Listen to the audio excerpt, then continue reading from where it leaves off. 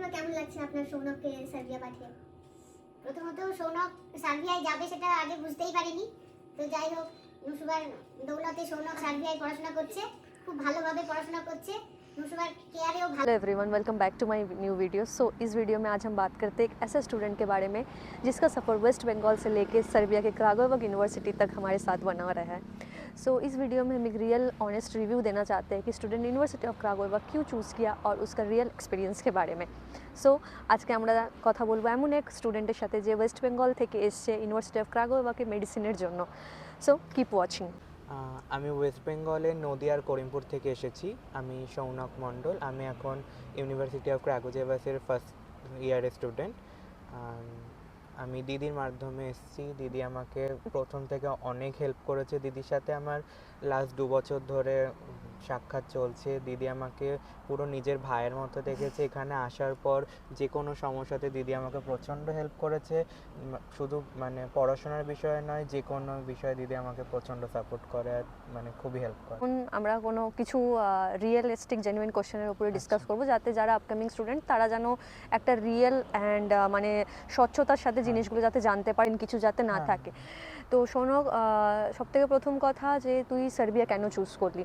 মানে ইন্ডিয়াতে প্রাইভেটও তো নিতে পারতিস, মানে যখন তুই এমবিবিএস অ্যাব্রড চুজ করলি, এতগুলো কান্ট্রি আছে, রাশিয়া, জর্জিয়া, কিরগিজস্তান, কাজাকিস্তান, সার্বিয়াই কেন চুজ করলি? আচ্ছা, প্রথমত আমি প্রাইভেট ইন্ডিয়াতে চুজ করিনি, কারণ ওখানে আমার বাজেট অনেক বেশি হয়ে যাচ্ছিল, টিউশন ফিস বেশি। আর সার্বিয়া চুজ করেছিলাম কারণ এটা ইউরোপের মধ্যে আছে। এখানকার পড়াশোনা খুবই ভালো, যেটা আমি আসার পর আরও বেশি বুঝতে পারছি যে এখানকার পড়াশোনা সত্যিই খুব ভালো। এখানকার প্রফেসররা খুব ভালো, পড়াশোনায় ওরা প্রচণ্ড মানে আমাদের হেল্প করে।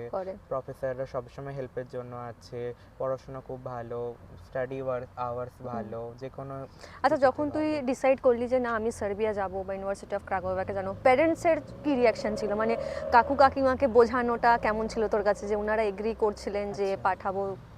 হ্যাঁ, আমার প্যারেন্টসদের কোনোদিনই সেইভাবে প্রবলেম ছিল না, বাট তাও ওনাদের যা মানে যেগুলো ওনাদের বুঝতে অসুবিধা হচ্ছিল সেগুলো তো তুমি ভালো করে বুঝিয়ে দিয়েছিলে। আমাদের দেখা হয়েছিল ইন্ডিয়াতে 2-3 বার আসার আগে, কারণ আমার বাড়ির কাছেই তুই থাকিস আর কি। তো সেইভাবে বাড়িতে কোনোদিন খুব একটা প্রবলেম হয়নি আমার। কারণ কি আমরা আমাদের সাক্ষাৎ অনলাইনে হয়েছিল, অনলাইনের মাধ্যমে। তো তারপরে যখন তোরা আমরা দেখা করার পরে কাকু কাকিমার যাওয়ার ডাউট ছিল, আমরা বললাম। একটা মেজর অনেক বড় কোয়েশ্চেন কি, যখন স্টুডেন্ট ইন্ডিয়াতে থাকে, তুই তো কোনো এজেন্সির মাধ্যমে আসিস না, তুই ডাইরেক্ট আমার মাধ্যমে এসিস। তো অনেকে কি করে, এজেন্সি হোক বা কোনো XYZ যারাই হোক না কেন, এক অন্যরকম জিনিস বলে ইন্ডিয়াতে বা তার আলাদা কান্ট্রিতে। এখানে আসার পর জিনিসগুলো অন্যরকম থাকে।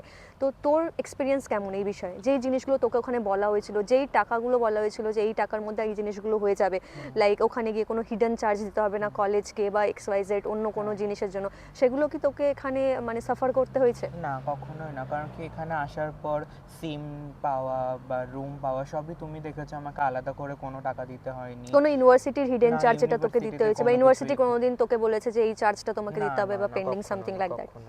ওকে, সো তুই ক্রাকোভা কেন চুজ করলি? এখানে আরো ইউনিভার্সিটি আছে, university of niche, Navi Saad, Belgrade. প্রথমত তো সব থেকে আগে আমি চুজ করেছিলাম কারণ তুমি এখানে আছো, আর দ্বিতীয়ত আমার মনে হয়েছিল যে এই জায়গাটা ভালো, একটু শান্ত, আর মানে আমার ভালো লেগেছিল। আচ্ছা, তোর ওয়ার্থ ইট মনে হচ্ছে যে তুই 6,000 ইউরো টিউশন ফিস পে করছিস পার ইয়ার, প্রত্যেক মাসে থাকা খাওয়ার একটা খরচা আছে, আফটার অল এটা তোর ডিসিশন, তোর প্যারেন্টসের ডিসিশন ছিল না। তো এখানে আসার পর তোর কি ওয়ার্থ ইট মনে হচ্ছে যে যেটা তুই ভেবে এসেছিলি এখানে? কারণ কি আমার মনে হয়েছে যে এখানকার যে লাইফস্টাইল এরা প্রোভাইড করে, যে পড়াশোনাটা এরা প্রোভাইড করে, যেটা ইংলিশ মিডিয়াম না সার্বিয়ান? ক্লাসে কি সার্বিয়ান বলে? পুরোটা ইংলিশ মিডিয়াম। ওকে, সো আমরা অ্যাডমিশন প্রসেসে যখন তোর রেজিস্ট্রেশন হয়, রেজিস্ট্রেশন হওয়ার পর এখানে একটা এন্ট্রান্স এক্সাম হয়। এন্ট্রান্স এক্সামটা তোর কেমন ছিল? লাইক অনলাইন যে এক্সামটা হলো, তোর ইন্টারভিউটা হলো? প্রথমত যখন এন্ট্রান্সের রিটেন ছিল সেটা আমার ভালো হয়েছিল, কারণ কি ওখানে most of the question biology থেকে এসেছিল আর ফিজিক্স কেমিস্ট্রি থেকে ছিল কিছুটা, বাট আমার জন্য খুব একটা কঠিন লাগেনি। আর ইন্টারভিউতেও আমার ভালো গেছিলো ইন্টারভিউ, তো আমার কোনোটাতেই প্রবলেম হয়নি সেইভাবে। আচ্ছা, সো ভিসার জন্য তোকে কোনো প্রবলেম ফেস করতে হয়েছে বা দিল্লি যেতে হয়েছে বা কোনো রকম তোর পুরো অ্যাডমিশনে কোনো রকম না, জিনিস যেটা আমার- তোর খুব টাফ মনে না, হয়েছে আমার যে এটা না কিচ্ছু- হলে হয়তো আমাকে ভালো হতো? কিছুই করতে হয়নি, সবই তুমি করে দিয়েছো। আমি জাস্ট টাইম ছিল যে এইটুকু ঘরে বসে থেকেছি, যে কোনো নিজে নিজে থেকে কিছুই করতে প্রিপারেশন হয়নি। নেওয়া। হ্যাঁ, আচ্ছা, এখানে আসার পরে শোনক, মানে ক্লাসে তোর এক্সাম বল, যখন আমাদের ইউনিভার্সিটির কোনো কারাপশন নেই, এক্সাম নেই, কোনো যে স্টুডেন্ট এখানে পড়বে তারাই পাস করতে পারবে, হ্যাঁ। কোনো টাকা পয়সা দিয়ে পাস করানো বা এইসব জিনিস এখানে একদমই চলে না।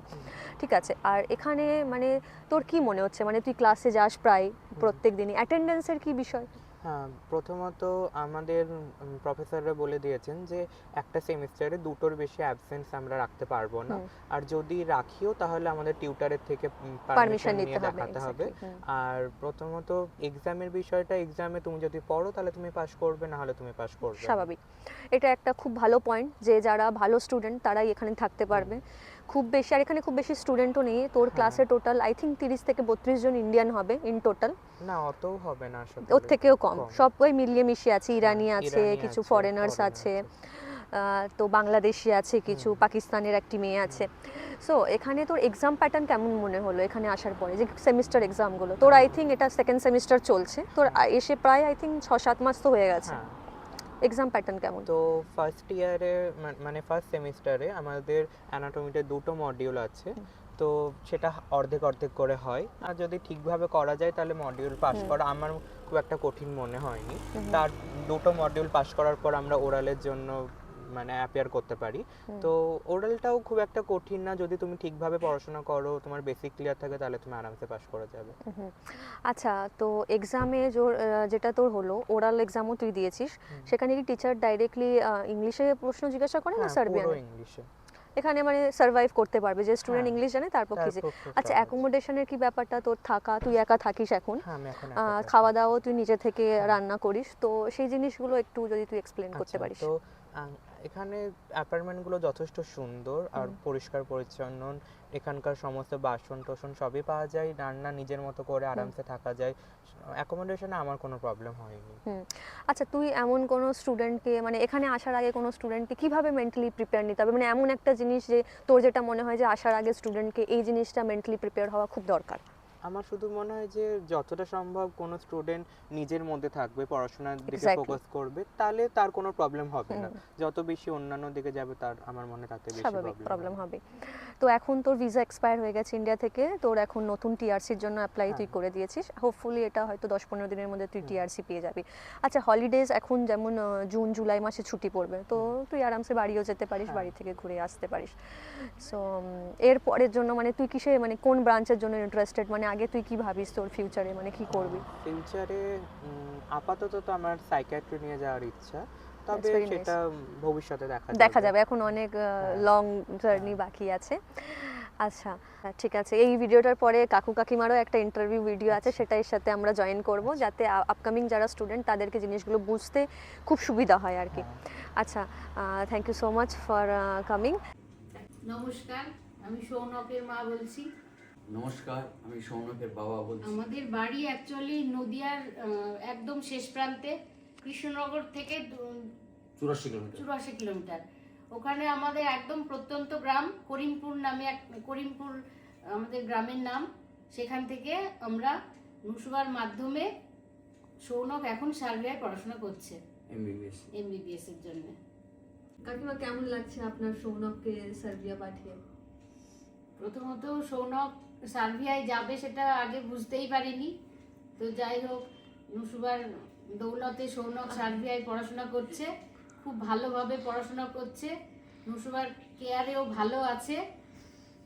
সৌনকের এইটুকুই। বিয়ে প্রায় 8-9 মাস হয়ে গেছে। হ্যাঁ, তো এখানে যেরকম ওর পরিস্থিতি ছিল, মানে খুব ডিপ্রেশনে চলে গেছিল হ্যাঁ। নিটটা হওয়ার পরে, তো বুঝেই গেছিল যে আর কোনো দ্বারা কিছু করা না, না। সম্ভব নয়, কিন্তু এখনো পড়াশোনা, যেমন ও বাংলা মিডিয়ামে এখানে পড়েছে, হ্যাঁ। কিন্তু ওখানে গিয়ে ইংরাজি মিডিয়ামে পুরো পড়াশোনাটা করছে সরকারি কলেজে। তো কোনোদিন এরকম মনে হয়েছে আপনাদের যে ও পড়াশোনা করতে পারবে না বা কিছু? না, সেটা কোনোদিন প্রথমে হয়তো একটু ভেবেছিলাম, যেহেতু ডিপ্রেশনের পেশেন্ট, তো যাই হোক এখন সেটা ভাবি না, যেহেতু ও বলে যে না আমার পড়াশোনাটা ভালোই লাগছে। আর সবচাইতে বড় কথা, আমরা হচ্ছে প্রত্যন্ত গ্রাম থেকে এসেছি, সৌনকও ওই খুব তুচ্ছ একটা বাংলা Normal মিডিয়াম family। থেকেই পড়াশোনা করে এই পর্যন্ত এসেছে। তো যাই হোক আমরা সন্তুষ্ট। তো কাকু আপনাকে এবারে জিজ্ঞেস করবো আপনার পয়েন্ট অফ ভিউ কি সৌনককে পাঠিয়ে? সৌনককে পাঠিয়ে বলতে যে প্রথম তো আমি অন্য জায়গায় তো এত দূর যাবে এই ভাবনার মধ্যেই ছিল না। শুধু যেহেতু আমরা অ্যাকচুয়ালি আমাদের অত্যন্ত গ্রাম এরিয়া, সেখান থেকে ভাবনাই ছিল না। কলকাতা আসাই আমাদের কাছে দুষ্কর। তো যেভাবেই হোক এই মুসুবাকে কীভাবে যাও অনলাইনে যোগাযোগ হয়েছে, সেই যোগাযোগের মাধ্যমে সেটা আমার ছেলেই করেছিল। তারপরে আমাকে একদিন বললো যে বাবা একটা দিদির সঙ্গে পরিচয় হয়েছে, এই ব্যাপার। আমার ঠিক আছে তুই কথা বল। ওই সব কিছু যোগাযোগ করেছিল। আমরা কিন্তু খুবই স্যাটিসফাই। সবথেকে বড় কথা, আমরা একটা ভালো গার্জেন পেয়েছি। আমাদের কোনো কিছু ভাবতেই হয় না। মানে পড়াশোনা নিয়ে আমি বেশ তারপরে যে কয়েকটা পরীক্ষা ছিল তাতেও কোয়ালিফাই করেছি। আমি তো ভাবতেই পারিনি যে ওইখানে একটা সার্বিয়ার মতন দেশে গিয়ে ইংলিশ মিডিয়ামে পড়া কীভাবে পারবে। আমি তো ভাবতেই পারিনি যে অ্যাক্সেন্সে ছেলে পাস করবে বা এত সুন্দর জায়গায় পৌঁছাতে পারবে। আমরা খুবই, আমাদের বড় পরিবার একটা আমাদের, সেই পরিবারে আমরা প্রায় আমাদের গল্প হয় দাদাদের সঙ্গে অন্যদের সঙ্গে। সৌনক যখন কোয়ালিফাই করে, রেজাল্ট জানায়, আমরা খুবই খুবই হ্যাপি। আমরা এতটাই হ্যাপি যে আমরা বারবারই আমরা এই মেয়েটার কথা আমাদের প্রত্যেকটা পরিবার আমাদের জানে, আমাদের প্রত্যেকজন জানে আমাদের পরিবারে। এই নুসুবাকে চিনে না কিন্তু নুসুবার নাম জানে। আমরা একটা ভালো গার্জেন পেয়েছি, এইটুকু আমি বলতে পারি। আমরা খুব বিশ্বস্ত গার্জেন পেয়েছি আমার ছেলে। আচ্ছা আপু, টিউশন ফিস যে কলেজের ফিস টিসগুলো আপনি পাঠান এখান থেকে, তাহলে সেটা যদি একটু আপনি এক্সপ্লেন করেন তাহলে বাকি প্যারেন্টসদের জন্য সুবিধা হবে। কলেজের ফিস টিস পে করতে আগে যেরকম একটু প্রবলেম হতো, এখন ওই কলেজে ফিস টিস পাঠানোর ক্ষেত্রে এখন তো অনেকটা সুবিধা আছে। যেটা হচ্ছে ফরেন এক্সচেঞ্জে এর আগে পাঠিয়েছিলাম। তারপরে আমি তো নুসুয়ার সঙ্গে যোগাযোগ করে আমাকে নুসুবাই গাইড দিয়েছিল যেভাবে, যে কাকু এইভাবে এইভাবে করতে হবে। তাতে আমি এমনি খুব স্যাটিসফাই। হ্যাঁ, আমার কোনোদিন সৌনকের এরকম মনে হয়েছে যে আমি সেফ নেই বা পড়াশোনা করতে পারছি না, বা এরকম কিছু যেটা এখানে আলাদা বলা হয়েছে ওখানে যাওয়ার পরে অন্য জিনিসও পেয়েছে, বা টাকা পয়সার দিক থেকে হোক বা গাইডেন্সের দিক থেকে হোক, এরকম কিছু এখনো পর্যন্ত আমরা এই 8-9 মাসে সেই রকম কথা আমরা কোনো কিছু বুঝতেই পারিনি, বুঝতেও পারিনি। বা আমাদের সৌনককে আমি জিজ্ঞেস করি যে বাবা দিদি যে কথাগুলো বলেছিল সেইগুলোর সঙ্গে ঠিকঠাক আছে তো বাবা? আমরা সাধারণ ঘর থেকে গেছি, বললো আমার ছেলে যথেষ্টই এতে খুশি।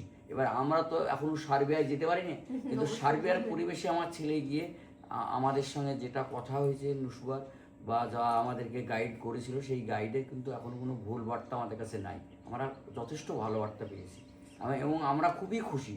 এবং খুবই খুশি জন্য আমরা মেয়েটার সঙ্গে আমরা প্রায়ই যোগাযোগ রাখি, যে কোনো দরকার হলেই আমরা ফোন করি, যোগাযোগ রাখি, বা আমাদের তার সঙ্গে একটা আত্মিক সম্পর্ক হয়ে গেছে।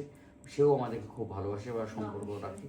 ঠিক আছে, আমরা খুব স্যাটিসফাই, অরিজিনালি আমরা খুব স্যাটিসফাই। আমরা তোমার বলছি খুবই খুশি আমরা। তাহলে দেখো আমাদের এখান থেকে 200-250 কিলোমিটার দূর, তাও আমরা ছুটে আসি কেন? এই জন্য আমরা যে কোনো পারপাসে আমরা একটা গার্জেন পেয়েছি, এটা আমরা ভাবি তো। আচ্ছা কাকু, সৌনক ক্লাস 12 কোথা থেকে করেছিল, মানে কোন ইয়ারে পাস আউট? সৌনক হচ্ছে তোমার করিমপুর জগন্নাথ হাই স্কুল থেকে পাস আউট হয়েছিল। সৌনক তো গিয়েছে 25 সালে তোমার ওখানে, 23-এ পাস আউট। 2023-এ উচ্চ মাধ্যমিক পাস করেছে, 2025-এ MBBS এর ব্যাচে গেছে। Thank you so much for watching guys. If you have any queries, you can contact me. Best wishes.